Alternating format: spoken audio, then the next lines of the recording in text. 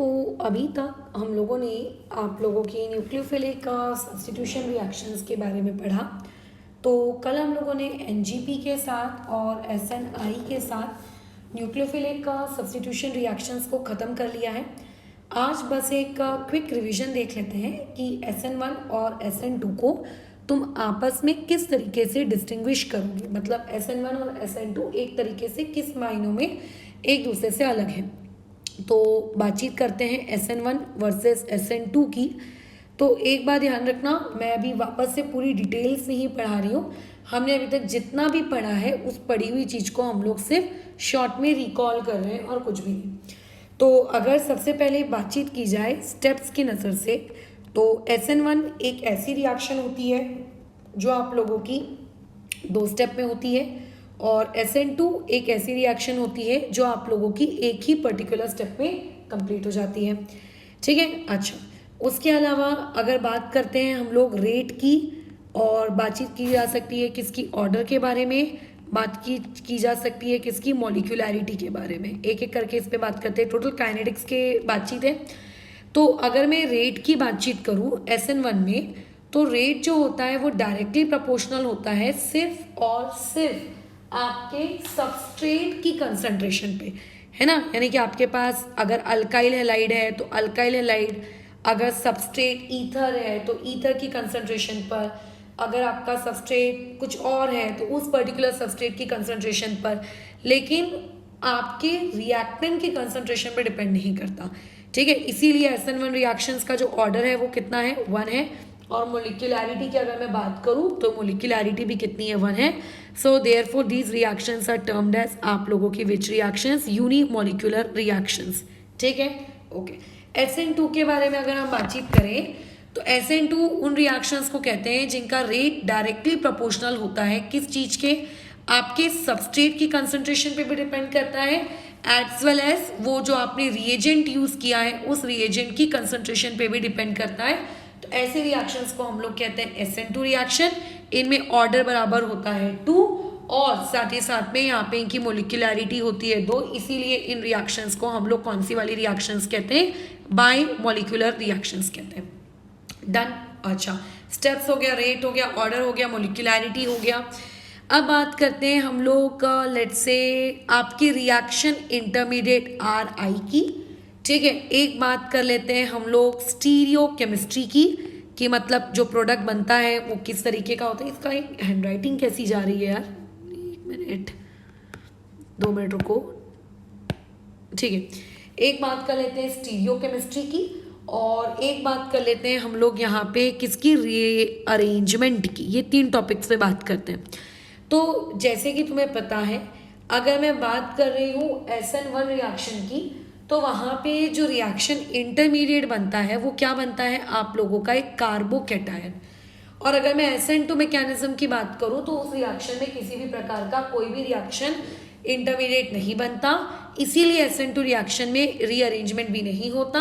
और SN1 reaction में आप लोगों का रीअरेंजमेंट डिपेंड की आजू बाजू पॉसिबिलिटी है कि नहीं, तो रीअरेंजमेंट माइट भी हो सकता है। स्टीरियो केमिस्ट्री की बात करें तो SN1 रिएक्शंस में हम लोगों को मिलते हैं रैशमिक मिक्सचर्स। ठीक है। रैशमिक मिक्सचर्स का मतलब हमको रिटेंशन वाले प्रोडक्ट भी मिलेंगे, हमको इन्वर्जन वाले प्रोडक्ट भी मिलेंगे, राइट। अच्छा, लेकिन हम लोगों के इसमें अगर मैं SN2 की बात करूं तो SN2 में हम लोगों को इन्वर्जन वाला ही सिर्फ प्रोडक्ट मिलता है। इवन वहां पे तुमने पढ़ा होगा वॉल्डन इन्वर्जन करके एक टॉपिक। ठीक है। कौन सा टॉपिक पढ़ा होगा, वॉल्डन इन्वर्जन करके। अच्छा, उसके अलावा और कौन से टॉपिक हैं जिनके बेसिस पे हम कंपैरिजन कर सकते हैं। हाँ, रिएक्टिविटी के बेसिस पे आप कंपैरिजन कर सकते हो कि किसकी रिएक्टिविटी कैसी है वगैरह वगैरह। सॉल्वेंट के बेसिस पे आप कर सकते हो। चलो ये टॉपिक इंक्लूड कर लेते हैं इनको, रिएक्टिविटी, और एक हमने इंक्लूड कर लिया आप लोगों का टॉपिक सॉल्वेंट। ठीक है। अच्छा, उसके बाद एक और इंक्लूड कर लेते हैं नेचर ऑफ आपका न्यूक्लियोफाइल। ठीक है। अब अगर SN1 रिएक्शन की मैं रिएक्टिविटी की बात करूं तो आपका सबस्ट्रेट जितना ज़्यादा क्राउडेड होगा या फिर जितना स्टेबल उसका कार्बोकैटायन होगा उसकी रिएक्टिविटी ज़्यादा होगी, इसीलिए 3 डिग्री सबसे ज़्यादा उसमें क्या होता है आप लोगों का रिएक्टिव होता है। और SN2 में यही सेम ऑर्डर भैया हमारा क्या हो जाता है, रिवर्स हो जाता है। वहाँ पे जितनी कम आपकी क्राउडीनेस होगी रिएक्टिविटी उतनी ही ज़्यादा होगी। सॉल्वेंट के नज़र से अगर मैं बात करूँ तो जो SN1 रिएक्शंस होती हैं उन लोगों को कैसे सॉल्वेंट चाहिए होते हैं, PPS सॉल्वेंट, यानी कि पोलर प्रोटिक सॉल्वेंट। और अगर SN2 की बात करें तो वहाँ पे उनको कैसे सॉल्वेंट चाहिए होते हैं, polar aprotic solvent. Polar aprotic solvent अगर आप यूज़ करोगे तो पोलर अप्रोटिक सॉल्वेंट क्या करेंगे, रिएक्शन की रेट को बढ़ाएंगे। अगर मैं नेचर ऑफ न्यूक्लियोफाइल की बात करूं तो न्यूक्लियोफाइल हम लोगों को SN1 में कैसा चाहिए होता है, वीक न्यूक्लियोफाइल चाहिए होता है। और अगर SN2 की बात करते हैं तो SN2 में हम लोग कैसे न्यूक्लियोफाइल्स को लेते हैं, स्ट्रॉन्ग न्यूक्लियोफाइल्स को लेते हैं। अब क्योंकि बातचीत चली है वीक न्यूक्लियोफाइल्स की तो तुम्हें बता दें कि जो लोग न्यूट्रल होते हैं, स्पेसिफिकली ऐसे न्यूक्लियोफाइल जो न्यूट्रल होते हैं, जैसे कि अमोनिया हो गया, जैसे कि H2O हो गया, हाँ, जैसे कि अल्कोहल हो गया ROH, all these nucleophiles are termed as weak nucleophile. इसके अलावा स्ट्रॉन्ग हम इनको मानते हैं, जैसे कि कहीं पे CN नेगेटिव का कोई सोर्स है, OH नेगेटिव मिल रहा है, SH नेगेटिव मिल रहा है, या फिर RO नेगेटिव मिल रहा है, कोई भी charged nucleophile basically are termed as आप लोगों के स्ट्रॉन्ग न्यूक्लियोफाइल। ठीक है, अच्छा, इवन अभी जब तुम लोग आगे जाके पढ़ोगे एलिमिनेशन रिएक्शन को, ठीक है, तो एलिमिनेशन रिएक्शन एक्चुअली SN1 या SN2 रिएक्शंस को compete करती है, वहाँ पे कंपटीशन रेज कर देती है। यानी कि अगर मैं कहूँगी कि 3 डिग्री अल्काइल हैलाइड के SN1 देने की प्रोबेबिलिटी है तो उसी 3 डिग्री अल्काइल हैलाइड के E1 देने की भी प्रोबेबिलिटी होती है। बताओ, यानी कि SN1 रिएक्शन को कंपटीशन कौन देती है, E1, and similarly SN2 reaction को कंपटीशन कौन देती है, आप लोगों की रिएक्शन बताइए, E2। ये इस तरीके से चलता है, ठीक है, ये इस तरीके का कार्य रहता है। अच्छा, और उसके अलावा ध्यान रखिएगा कि जितनी भी बातचीत थी वो मैं बता चुकी हूँ। हाँ, एक टॉपिक और है कैटलिस्ट, कैटलिस्ट को लेकर भी कह लेते हैं।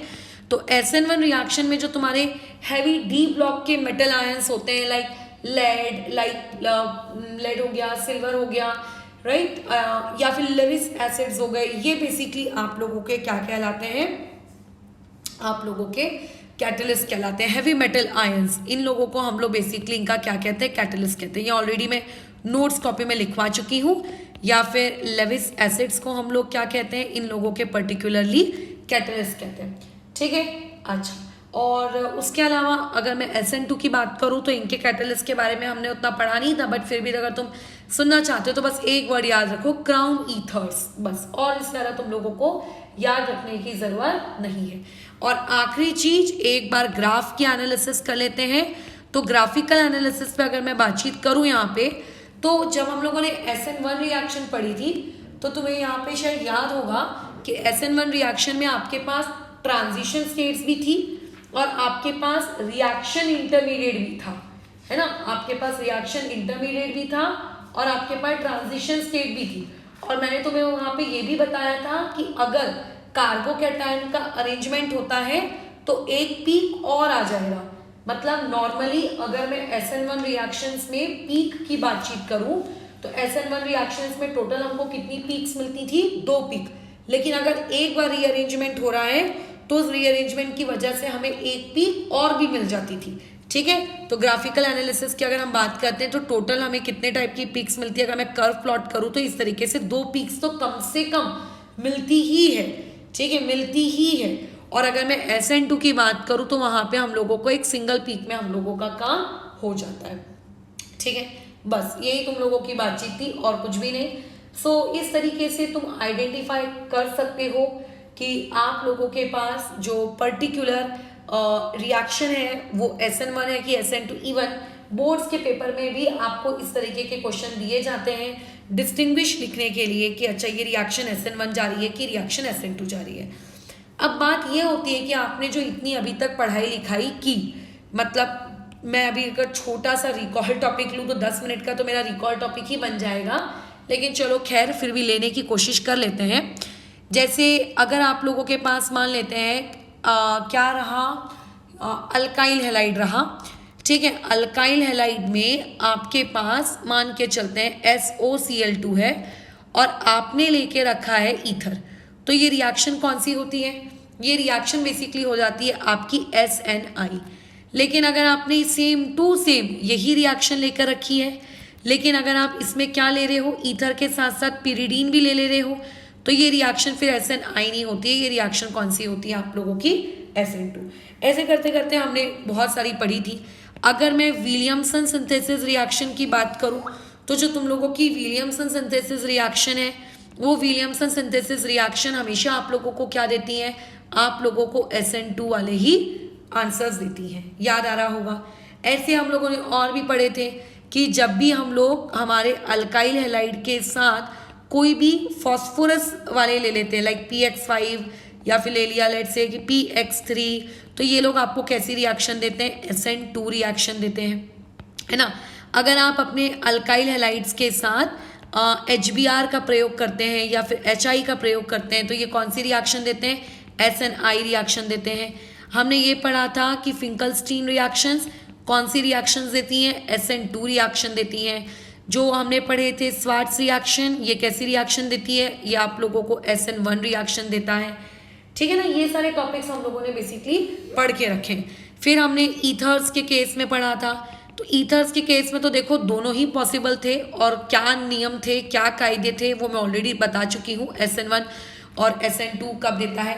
अगर आपके लेफ्ट साइड में ईथर के आजू बाजू या लेफ्ट या राइट में जो ग्रुप्स होते हैं, अगर उनमें से कोई भी 3 डिग्री का रहा या फिर अगर कोई स्टेबल रहा, ठीक है, कार्बोकेटाइन जिसका, तो SN1 देगा, अदरवाइज SN2 देगा।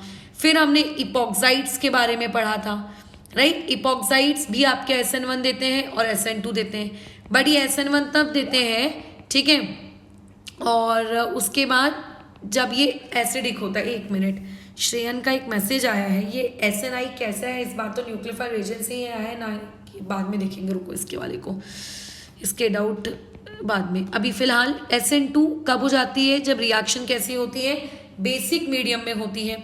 इसके अलावा हमने एक और पढ़ा था अमोनोलिसिस ऑफ अमाइंस, ठीक है, यानी कि आपके पास अमोनिया था जिसमें हम लोग उसको अल्कोहलिक क्या नाम है, अल्काइल हैलाइड के साथ, ठीक है, आप लोगों का क्या करते थे? रिएक्ट करवाते थे, और रिएक्ट करवा करवा के उसको कहाँ तक लेकर जाते थे? टर्शरी क्वाटरनरी अमोनियम सॉल्ट तक उठाकर उसको लेकर चले गए थे। याद आ रहा होगा? हाँ। तो ये जो अमोनोलिसिस ऑफ अल्काइल हैलाइड तुम पढ़े थे, ये अमोनोलिसिस ऑफ अल्काइल हैलाइड तुम्हें कौन सी कैटेगरी ऑफ रिएक्शन देता था? ये SN1 दे रहा है कि आप लोगों का SN2 देता है? तो ये हम लोगों का SN2 वाला मैकेनिज्म शो करता था, ठीक है। ये हम लोगों ने पढ़ा है इससे अभी तक। फिर उसके अलावा हमने एक और पढ़ा था आप लोगों का कि अगर मान लेते हैं आपने अपने अल्कोहल को ल्यूकास रिएजेंट के साथ रिएक्ट कराया है, तो वो SN1 देगा। हाँ, अगर तुम जबरदस्ती उसको 1 डिग्री जाकर दे रहे हो, तो ऐसे में उस बेचारे को मजबूरी वर्ष फिर SN2 देना पड़ेगा, अदरवाइज वो आप लोगों का क्या देता है? SN1 देता है। अगर आप मान लेते हैं अल्कोहल को रिएक्ट करा रहे हो डाइल्यूट HCl के साथ, तो वो आपको क्या देता है? SN1 देता है, एक्सेप्ट वहाँ पे 1 डिग्री। लेकिन इसमें हमने कुछ एक्सेप्शंस पढ़े थे, जैसे अगर आप मिथेनॉल ले लेते हो, ठीक है, जैसे आप इथेनॉल ले लेते हो, या फिर आप प्रोपेनॉल ले लेते हो, प्रोपेन 1 ऑल, या फिर आप ब्यूटेन 1 ऑल ले लेते हो, और इनकी रिएक्शन अगर हम करवाते हैं इसी डाइल्यूट एसिड के साथ, तो फिर ये आप लोगों का SN1 नहीं, फिर ये कौन सी रिएक्शन शो करते हैं? आप लोगों की SN2 रिएक्शन शो करते हैं। फिर हमने ये पढ़ा था कि अगर RX है उसकी रिएक्शन AgCN के साथ कराओ या फिर लेट से NaCN के साथ करवाओ, तो वो रिएक्शन आपको कैसी देता है? SN2 देता है। तो अभी तक सोचो हम लोग इतनी रिएक्शंस पढ़ चुके हैं, और भी होंगी मे बी जो मेरे मुंह से अभी छूट गई हो, अगर तुम्हें याद है तो लिख लेना अपनी कॉपी में। लेकिन ये लोग क्या देते हैं क्या नहीं देते, कम से कम ये पता तो चला, है ना। तो ये आपको अगर याद है तो आपकी आधे से ज़्यादा समस्या का समाधान तो यहीं पे हो गया। अब बेसिकली हमें क्या करना है? हम लोगों को आइडेंटिफिकेशन का काम करना है। तुम्हें कुछ रिएक्शंस दी जाएंगी, तुम्हें उन रिएक्शंस को देखना है, तुम्हें उन रिएक्शंस को आइडेंटिफाई करना है कि वो रिएक्शन SN1 जा रही है कि वो रिएक्शन आप लोगों की क्या जा रही है? SN2 जा रही है। मैं प्रोडक्ट लिखने को नहीं कह रही हूँ, क्योंकि ऑलमोस्ट हर क्लास में मैंने तुम लोगों को प्रोडक्ट लिखना सिखाया ही है, ठीक है। ऐसी कोई रिएक्शन नहीं है जिसमें प्रोडक्ट लिखना नहीं सिखाया। तुम चाहो तो बैठकर खुद स्वयं उनके प्रोडक्ट लिख सकते हो, लेकिन यहाँ पे हम लोग अभी क्या करेंगे, आप लोगों का डायरेक्टली यहाँ पे आंसर लिखेंगे। पहले सिंपल क्वेश्चन से स्टार्ट करते हैं। जैसे कि मान के चलो आपको ये पर्टिकुलर दिया है, मैं सबस्ट्रेट दूंगी, रिएजेंट दूंगी, कुछ क्वेश्चंस में हो सकता है सॉल्वेंट दूंगी, बस उससे ज़्यादा नहीं। और आपको सिर्फ ये आइडेंटिफाई करके बताना है ऊपर लिखे हुए डिस्टिंग्विश के सहारे कि किस रिएक्शन में क्या होगा, क्या प्रोडक्ट बनेगा, ठीक है। चलो, तो जैसे ये है, अच्छा यहाँ पे मैंने लिख दिया, मैं लिख लेती हूँ पहले क्वेश्चंस, 5-5 के सेट्स बना लेती हूँ, जब तक तुम पॉज करके इसको अटेम्प्ट कर लो फटाफट। ये ब्रेक क्यों आ रहा है राइटिंग में?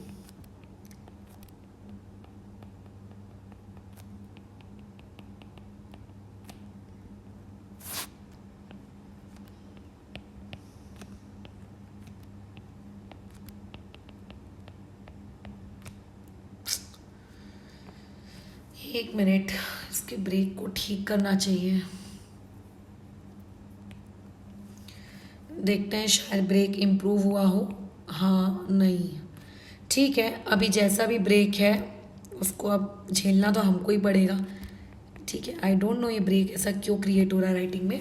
चलो आ जाओ, बताओ। पहली वाली रिएक्शन, सबसे पहले आप अपने सबस्ट्रेट को पहचानो। जब आप अपने सबस्ट्रेट को पहचान लोगे ना, तब उसके बाद बातचीत करते हैं। कितना डिग्री का सबस्ट्रेट है? 1 डिग्री। नीचे वाला कितने डिग्री का है? 2 डिग्री। उसके नीचे वाला कितने डिग्री का है? 3 डिग्री। उसके बाद नीचे वाला कितने डिग्री का है? 3 डिग्री। सबसे पहले सबस्ट्रेट की डिग्री देख लिया करो। अच्छा, उसके बाद ये चेक किया करो सॉल्वेंट कैसा है, NaCl। यह आप लोगों का एक मतलब न्यूक्लियोफाइल कैसा है, ये एक स्ट्रॉन्ग न्यूक्लियोफाइल में काउंट होता है। KOET, अगर मैं K हटा दूँ तो ETO निगेटिव है बेसिकली, यानी कि RO निगेटिव वाले फॉर्मेट का है।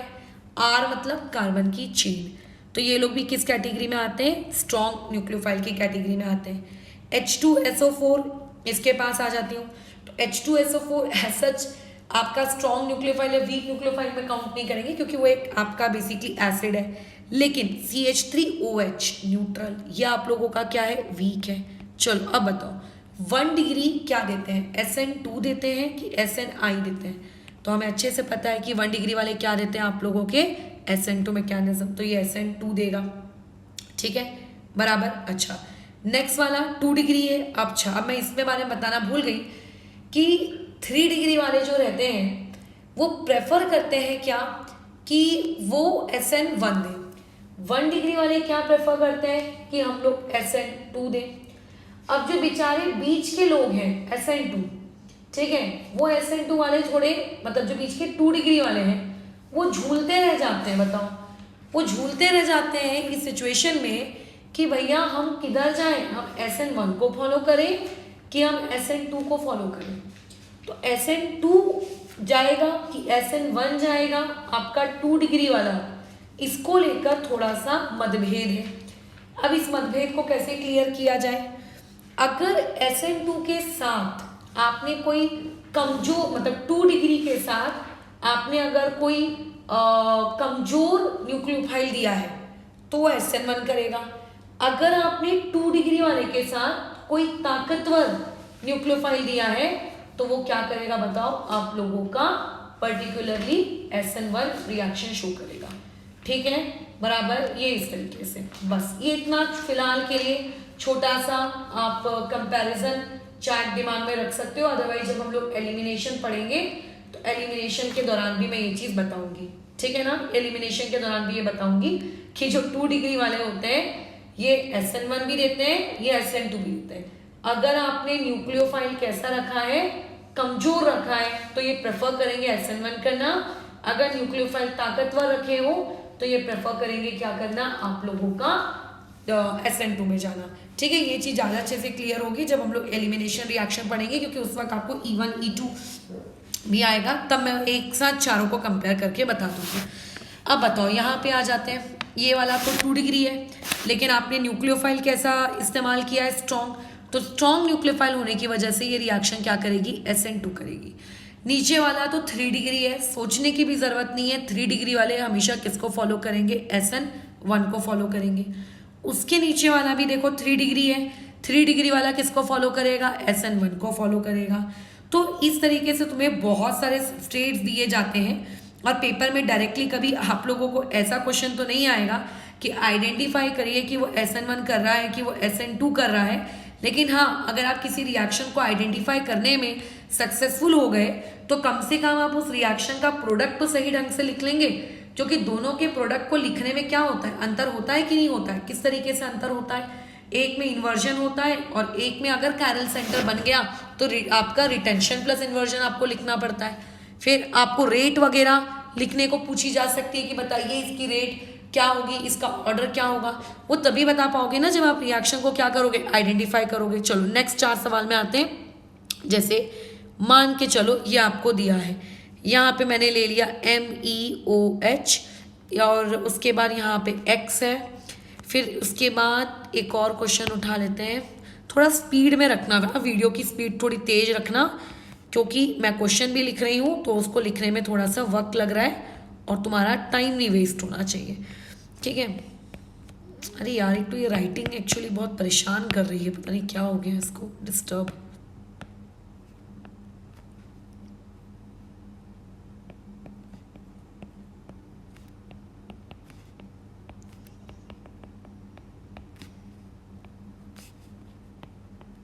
चलो बनाओ, ये 4 सवाल दिए हैं, इन चारों सवालों को फटाफट फटाफट करो। क्या होता है, सबसे पहला आप डिग्री चेक कर लो सभी की। तो यहाँ पे अगर मैं चेक करती हूँ तो ये आपको 1 डिग्री दिख रहा है, राइट। इसको चेक करती हूँ तो ये 3 डिग्री है, इसको चेक करते हैं तो ये 2 डिग्री है, और इसको चेक करते हैं तो भले ही ये 3 डिग्री है बट ये ब्रिज हेड है ना। ध्यान रखना ब्रिज हेड को लेकर। तो अगर कोई चीज़ ब्रिज हेड है तो उसका तो आंसर आपको सबसे पहले ही एकदम लाइटनिंग स्पीड से जाना है और उसका आंसर लिख देना है नो रिएक्शन। अगर कोई 3 डिग्री है तो लाइटनिंग स्पीड से जाना है और उसका आंसर लिख देना है SN1। लेकिन अगर कोई 1 डिग्री है तो ऐसा नहीं करना कि उसका आंसर 2.5 से लिख देना SN2। उसकी 1 डिग्री के पीछे देखो क्या लग चुका है, एक क्राउडिंग क्रिएट हो गई है। और मैंने ये नोट्स में भी लिखवाया था कि अगर 1 डिग्री के पीछे इस तरीके के टर्शरी का क्राउडिंग क्रिएट हो जाए तो वो SN2 को ना देते हुए बेचारी को मजबूरीवश कौन सी रिएक्शन देनी पड़ती है, SN1। तो ये वो पॉइंट हो सकता है जहाँ पे एक स्टूडेंट से मिस्टेक हो, वो सिर्फ डिग्री देखे और पीछे की उसकी क्राउडिंग ना देखे, है ना। अब आ जाते हैं 2 डिग्री वाले पर। तो वो 2 डिग्री है, SN1 भी जा सकता था, SN2 भी जा सकता था। अब आपको ये डिसाइड करना है कि आपका न्यूक्लियोफाइल कैसा है। तो देखो MEO नेगेटिव या कोई भी न्यूक्लियोफाइल जो RO नेगेटिव वाले के फॉर्मेट का होता है वो स्ट्रॉन्ग न्यूक्लियोफाइल होता है। इसीलिए जो ये रिएक्शन जाएगी, अगर आप स्ट्रॉन्ग न्यूक्लियोफाइल यूज कर रहे हो वो भी 2 डिग्री के साथ, तो स्ट्रॉन्ग न्यूक्लियोफाइल किसका कैरेक्टरिस्टिक होता है, SN2 का कि SN1 का। ये कैरेक्टरिस्टिक होता है SN2 का। So this reaction will go through the process of what, SN2, ठीक है।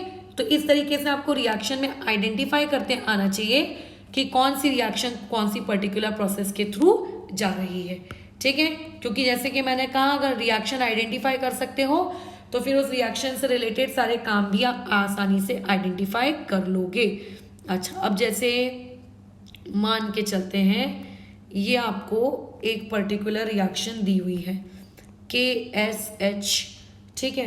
उसके बाद यहाँ पर आपको एक और इस तरीके का ब्रिजेड है यहाँ पे, और यहाँ पे क्लोरीन यहाँ पर, और इस तरीके से CH3O नेगेटिव, और यहाँ पर मान के चलते हैं आपको दे दिया ये रिंग, और रिंग के बाद यहाँ पर ब्रोमीन ये, और यहाँ पे दे दिया NaCN। अब बताओ कौन किस में कैसे क्या मैकेनिज्म शो करता है। तो पहले वाले पे आ जाओ, ये आपका 2 डिग्री है। आपने जो न्यूक्लियोफाइल लिया है ये कैसा है, ये एक वीक न्यूक्लियोफाइल है। 2 डिग्री वाले लोग SN1 भी ले सकते हैं, SN2 भी ले सकते हैं, डिपेंड की न्यूक्लियोफाइल कैसा है। अगर न्यूक्लियोफाइल वीक है तो SN1 में चली जाएगी रिएक्शन, ठीक है। अच्छा, इस वाले को देखो ये कैसा है, ये आप लोगों का 1 डिग्री है। अगर ये पर्टिकुलर चीज 1 डिग्री है और ऊपर से ये जो न्यूक्लियोफाइल है SH निगेटिव, ये कैसा है, ऊपर से ये स्ट्रॉन्ग भी है, तो ये रिएक्शन SN2 में जाएगी। यहाँ पे कोई रिएक्शन नहीं होगी क्योंकि ब्रिजेड पोजिशन है। अगर मैं इस पर्टिकुलर चीज की बात करूँ तो ये कितना है, 2 डिग्री का है। यहाँ पे मैं NaCN ले रही हूँ, यानी कि CN नेगेटिव क्रिएट होगा, ये आप लोगों का स्ट्रॉन्ग में काउंट होता है। अब क्योंकि ये स्ट्रॉन्ग में काउंट होता है तो इसीलिए जो रिएक्शन होगी ये कैसी होगी, आप लोगों की SN, कौन सी रिएक्शन कहोगे इसको, SN2 रिएक्शन कहोगे। तो इस तरीके से बहुत सारे आपको क्वेश्चंस क्रिएट करके दिए जा सकते हैं, आपको आइडेंटिफाई करना रहेगा कि वो SN1 है कि आप लोगों की क्या है, SN2 है। अब जैसे मान लेते हैं ये अल्कोहल दिया है, इसमें आपको HBr डालने को कहा, बताओ क्या है। आपको मान लेते हैं एक और अल्कोहल दे दिया है ये इस तरीके का, ठीक है, और इसमें तुम लोगों को कह दिया कि जैसे कि ऐड करो HI, बताओ क्या है। तो देखो हमने पढ़ा है अल्कोहल्स के साथ, ऊपर रिवाइज भी करवाया है तुमको। तो ये कौन सा अल्कोहल है, मिथेनॉल, इथेनॉल, प्रोपेनॉल, 3 कार्बन का है ना, मिथेनॉल, इथेनॉल, प्रोपेनॉल, ब्यूटेनॉल, ये तीनों के तीनों आपके डाइल्यूट एसिड्स के साथ SN1 देने चाहिए, बट देते क्या है, SN2 देते हैं, तो इसीलिए इनके मैकेनिज्म आएगी SN2। अगर आपको ये दिया है तो ये दिखने में तो आपको ऊपर वाले के जैसा प्रोपेनॉल दिख रहा है, बट ये प्रोपेनॉल नहीं है, ये प्रोपेन2ऑल है। अगर आप इसको डाइल्यूट एसिड्स के साथ ट्रीट कराओगे तो ये SN2 नहीं देगा, ये SN क्या देगा, 1 रिएक्शन देगा, ठीक है। अच्छा जैसे ये ईथर वाले को उठा लो एक, बताओ यहाँ पे ये HI डाला, क्या रिएक्शन देगा, ठीक है। अगर मान लेते हैं इस तरीके का टर्शियरी अल्कोहल है, HI डाला, बोलो क्या रिएक्शन देगा। उसके बाद मान लेते हैं इस तरीके का आप लोगों के पास एक और अल्कोहल है, और इस अल्कोहल में तुम लोगों ने PCl5 डाला, बताओ क्या रिएक्शन बनेगी। इस तरीके का एक अल्कोहल है, यहाँ पे आप लोगों ने HBr डाला, बताइए क्या रिएक्शन बनेगी। तो अभी पहले वाले में आओ, ईथर। ईथर में अगर एक भी 3 डिग्री हो जाए जैसा कि हमने पढ़ा था, तो वो रिएक्शन कौन से मैकेनिज्म को फॉलो करती है, SN1। ये तो खुद अल्कोहल चीख चीख के बोल रहा है कि मैं 3 डिग्री हूँ, तो ये तो SN1 ही जाना है। PCl5 या PCl3 की कोई भी रिएक्शन हमेशा SN2 मैकेनिज्म को ही फॉलो करती है, तो ये SN2 मैकेनिज्म को ही फॉलो करेगी। ये अल्कोहल्स जब भी डाइल्यूट एसिड्स के साथ ट्रीट किए जाते हैं वो SN1 मैकेनिज्म को फॉलो करते हैं, एक्सेप्ट मिथेनॉल, इथेनॉल, प्रोपेन1ऑल और आप लोगों का ब्यूटेन1ऑल। अच्छा अब जैसे इसको उठा लिया, यहाँ पर मैंने यहाँ पे यूज़ किया PBr3, बताइए यहाँ पे क्या होगा। फिर यहाँ पे यूज़ कर लिया इस तरीके से, और यहाँ पे लिख दिया SOCl2, ईथर भी है और साथ में पेरिडीन भी है, PY डॉट लिख रही हूँ मैं उसको, बताओ क्या होगा। तो जैसे कि अभी मैंने बताया कि आप अल्कोहल्स की किसी भी फॉस्फोरस ट्राइहेलाइड, किसी भी फॉस्फोरस पेंटाहेलाइड के साथ रिएक्शन कराइए, वो हमेशा SN2 को फॉलो करती है ना। अच्छा मैं यहाँ पे कुछ खा गई हूँ, OH खा गए, ठीक है। SOCl2 है, ईथर भी है और पिरिडीन भी है, तीनों मिलकर आए हैं। कल ही इसके मैकेनिज्म के बारे में डिस्कशन किए हैं। तो अगर पिरिडीन नहीं होता, सिर्फ ईथर तक और SOCl2 होता तो SNI कहलाती, बट अभी ये रिएक्शन क्या कहलाएगी, SN2 कहलाएगी। क्यों SN2 कहलाएगी, हम लोगों ने कल मैकेनिज्म में पढ़ा है, राइट। अच्छा साइक्लिक ईथर्स की बात कर लेते हैं, बताओ क्या है ये रिएक्शन अगर इसमें मैं HI डालने की बात करूँ तो ये आपका, क्योंकि राइट साइड वाला 3 डिग्री का है इसीलिए रिएक्शन क्या कहलाएगी, SN1। फिर यहाँ पे मान लेते हैं ये इस तरीके से, कहने को तो ये दोनों 2 डिग्री है, बट क्योंकि ये एरोमेटिक रिंग बनने वाला है, ठीक है, इसीलिए ये रिएक्शन बोलो कैसी जाएगी, SN1 जाएगी। तो ऐसी बहुत सारी रिएक्शंस होती हैं, आपको आइडेंटिफाई करनी होती हैं और आपको बताना होता है कि कैसे वो प्रोसीड करेंगी। तो जैसे अब यहाँ पर हम लोग हमारी फिलहाल सब्स्टिट्यूशन रिएक्शंस वाले टॉपिक को रोकते हैं, ठीक है। आप अभी सब्स्टिट्यूशन रिएक्शन आपका खत्म होता है, बस एक मैं चार्ट लिखवा देती हूँ, वो चार्ट हम लोगों को बहुत ज़्यादा हेल्प करेगा, बराबर, आपके अलग अलग फंक्शनल ग्रुप्स के केस में। और उसके अलावा फिर कल से हम लोग हमारा न्यू पार्ट स्टार्ट करेंगे, that would be elimination reaction. अभी जैसे मैंने जितनी भी न्यूक्लियोफिलिक सब्स्टिट्यूशन रिएक्शंस बताई, वो या तो अल्कोहल्स केस में बताई, ईथर्स केस में बताई, या फिर अल्काइल हैलाइड्स के केस में बताया, लेकिन और भी तो बहुत सारे मतलब आप लोगों के होते हैं ना, क्या कहते हैं, फंक्शनल ग्रुप। क्या वो लोग आपकी SN रिएक्शन शो नहीं करते हैं, क्या करते हैं, किसमें क्या प्रोडक्ट बनता है। तो देखो इसमें सबसे पहले हम लोग बात करते हैं SN reactions in acid chlorides, ठीक है। एसिड क्लोराइड्स क्या होता है IUPAC नॉमेनक्लेचर में, ये आप जानते हैं अच्छे से, ठीक है, तो मैं एक जनरल एसिड क्लोराइड ले लेती हूँ, जैसे कि RC डबल बॉन्ड OCl। अब इसमें मैं अलग अलग न्यूक्लियोफाइल्स यूज करूंगी। अब कौन कौन से न्यूक्लियोफाइल, जैसे कि सबसे पहला हमारे प्राचीन काल का न्यूक्लियोफाइल स्वयं पानी। अगर पानी को आप यूज कर रहे हो न्यूक्लियोफाइल जनरेट करने के लिए तो OH निगेटिव जनरेट होगा, या फिर मैं एक्वस KOH या फिर एक्वस NaOH लूंगी तो वहां से आप लोगों का OH निगेटिव जनरेट होगा। आप अमोनिया को यूज कर सकते हो, अगर अमोनिया यूज करते हो तो बोलो न्यूक्लियोफाइल कौन होता है, NH2 निगेटिव होता है। आप अमोनिया के बदले कोई भी अमाइंस ले सकते हो, चाहे 1 डिग्री हो या चाहे 2 डिग्री हो। जैसे अगर मैंने लिया R-NH2 तो बताओ यहाँ पे न्यूक्लियोफाइल कौन होगा। अच्छा, काम करती हूँ मैं, पहले पूरे लिख देती हूँ और उसके बाद तुम लोगों से बातचीत करते हैं कि किसमें कब कहाँ कौन न्यूक्लियोफाइल के जैसे बिहेव करेगा। ठीक है, अच्छा, उसके अलावा हम कुछ ऐसा ले सकते हैं NH2 हाइड्राजीन, ये हो गया। आप ग्रिग्नार्ड रिएजेंट ले सकते हो, मैंने कल की क्लास में बताया था ग्रिग्नार्ड रिएजेंट किस वाला को कहते हैं, ऐसे वाले को कहते हैं, राइट। ठीक है, अच्छा, उसके अलावा हम अल्कोहल ले सकते हैं, बहुत ही फेमस, इसको कैसे भूल गए भैया, अल्कोहल ले सकते हो। या फिर आप इस तरीके का कोई RC double bond O negative ले सकते हो, और भी होंगे बहुत सारे, बट फिलहाल हम अपने आप को इतने पे रेस्ट्रिक्ट करते हैं। बोलो, अगर H2O को एज ए आप न्यूक्लियोफाइल यूज कर रहे हो, H2O को यूज कर रहे हो न्यूक्लियोफाइल जनरेट करने के लिए, तो क्या होगा, लिविंग ग्रुप जाएगा, उसके बदले न्यूक्लियोफाइल आएगा। बट H2O के अंदर से जो न्यूक्लियोफाइल जनरेट होता है वो कौन होता है, OH निगेटिव। एक्वस KOH के अंदर से जो जनरेट होता है वो भी क्या होता है, OH निगेटिव। RC, अच्छा यहाँ पे लिख देते हैं Na पॉजिटिव, इसके अंदर से जो चीज जनरेट होती है एज अ न्यूक्लियोफाइल वो निगेटिव पार्ट जनरेट होता है, यानी कि इस हिस्से को आप अपना न्यूक्लियोफाइल कहोगे। अल्कोहल के अंदर से जो चीज जनरेट होती है वो होती है RO निगेटिव, ये आपका न्यूक्लियोफाइल है। RMgX के अंदर से मैंने कल ही बताया था जो चीज एज अ न्यूक्लियोफाइल जनरेट होती है वो होती है R निगेटिव। NH2 इसमें से आप किसी भी नाइट्रोजन का एक हाइड्रोजन कम कर दो, बचे हुए पार्ट को न्यूक्लियोफाइल कहो। तो यानी कि आपका बचा हुआ पार्ट, जैसे अगर मैं यहाँ से एक हाइड्रोजन कम कर देती हूँ तो क्या होगा, जहाँ से एक हाइड्रोजन मैंने कम किया है वहाँ आ जाएगा आप लोगों का NH, बाजू वाले का वैसे का वैसी, जहाँ से कम किया है उस पर नेगेटिव।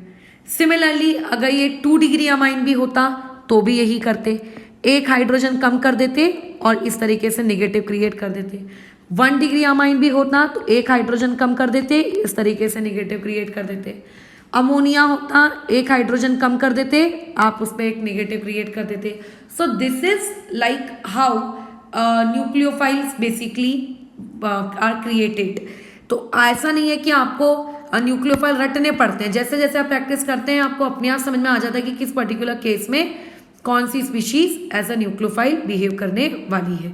ठीक है, अच्छा, तो अभी एक काम करो, इस चीज को उठा लो थोड़ा सा, 2 मिनट जगह मेरे को क्योंकि कम पड़ेगी।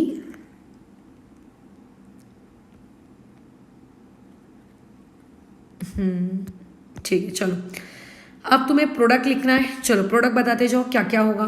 कुछ नहीं करना है, लिविंग ग्रुप को हटाना है। यहाँ पे लिविंग ग्रुप कौन है, ये आपका लिविंग ग्रुप।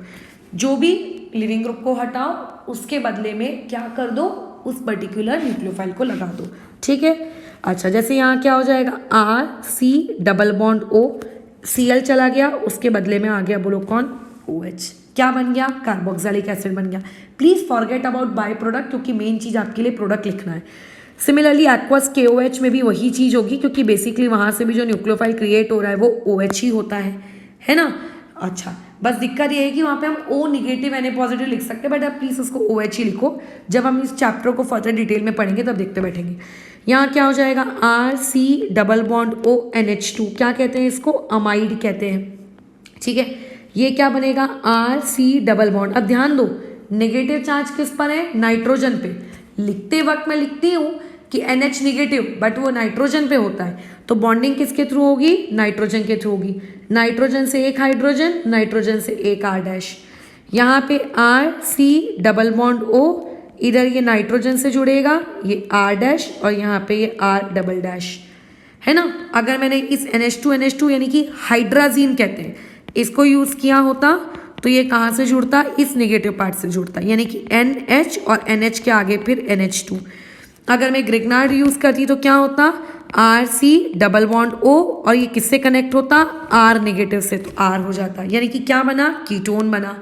फिर अगर अल्कोहल यूज करते तो RC double bond O, nucleophile कौन है, OR नेगेटिव, O जुड़ता और फिर R जुड़ता, क्या बना बताओ, ईस्टर्स बने, है ना। अगर खुद इस पर्टिकुलर स्पीशीज को यूज करते, RC डबल बॉन्ड O तो था, ये इतना पार्ट न्यूक्लियोफाइल है, वहां से जोड़ो, बोलो क्या बन गया आप लोगों का, यहाँ पे आप लोगों के एनहाइड्राइड्स बन गए।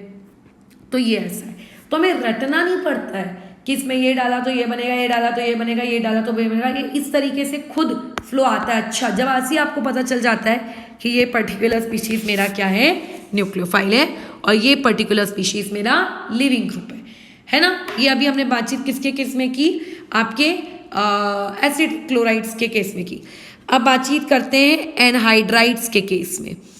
सबसे पहले तो ये जानना बहुत ही आवश्यक है कि एनहाइड्राइड्स के केस में लिविंग ग्रुप कौन होता है, और पहले तो ये जानना आवश्यक है एनहाइड्राइड्स होते कौन है। तो RC डबल बॉन्ड O, बीच में O, C double bond O R, हो सकता है लेफ्ट और हो सकता है राइट, दोनों साइड के R सेम हो, दोनों साइड के R डिफरेंट हो।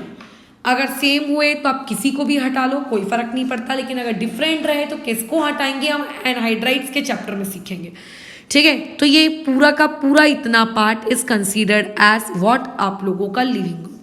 तो पहले तो आपको ये पता होना बहुत ज़रूरी है कि बेसिकली लिविंग ग्रुप आखिर है कौन, तभी तो हटाओगे ना उसको। जब पता ही नहीं होगा किसको हटाना है तो फिर कैसे हटाओगे। चलो, इस एनहाइड्राइड में आपने क्या डाला, पानी डाला, ये तो बहुत इंपॉर्टेंट रिएक्शन है एनहाइड्राइड में पानी डालना। एनहाइड्राइड में अमोनिया डालना, ये उतनी फेमस नहीं है। अब देखो, मैं अमोनिया डाल के ऊपर दिखा चुकी हूँ, तो अमोनिया डालो या 1 डिग्री लेट से आप डाल लो, जैसे कि मैंने ऊपर डाला था। ये मैं नहीं कर रही हूँ, ये मैं आपके लिए छोड़ रही हूँ, ठीक है। मैंने अभी ऊपर करके दिखाया है कि कैसे करते हैं, तो ये अभी तुम्हारे लिए छोड़ा जा रहा है। इसको जरा अपनी प्रैक्टिस के लिए खुद बनाओ, क्या होगा इस पर्टिकुलर चीज़ को जब हम लोग डालेंगे, है ना। ये आप खुद भरो इतने पार्ट को, ये तुम कर सकते हो।